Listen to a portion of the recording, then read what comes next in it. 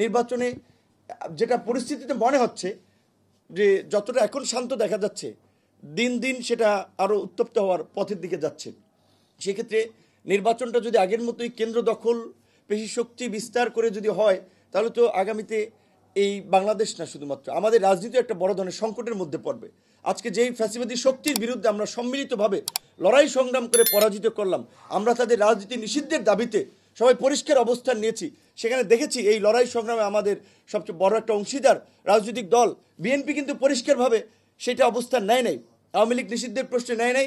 আওয়ামী লীগের যে লেসপেন্সার জাতীয় পার্টি নিষিদ্ধেও তারা পরিষ্কার অবস্থান নেয় নাই। তো আগামী নির্বাচনে যদি নির্বাচনের পর যারা সরকার গঠন করবে তারা যদি আওয়ামী লীগকে এবার ওপেন করে দেয়, যেভাবে অতীত হয়েছে, তো আওয়ামী লীগ তো আগে এসে ধরবে জোনায়েদ সাকিরে, বিপি নুররে, মান্না ভাইকে লাঞ্ছিত করবে, অপমানিত করবে, সাইফুল হক ভাইকে এবং এই ছাত্র নেতাদেরকে।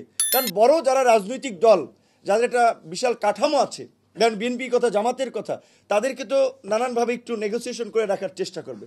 তো শুধুমাত্র অভ্যুত্থানে অংশগ্রহণকারী আন্দোলনের নেতৃবৃন্দ নয়, আমরা যারা গত এই 1.5 দশকের ধারাবাহিক লড়াই সংগ্রাম করেছি, আমাদেরও সামনে অনেক ধরনের নিরাপত্তাহীনতা আছে। এই সময় নিরাপত্তাহীনতা আছে। রাস্তাঘাটে আমরা বেরোচ্ছি, অনেকের পয়সাপাতি হয়েছে, তাদের 2-3 জন সিকিউরিটি গার্ড থাকে, আমাদের নিরাপত্তাটা কে দিবে?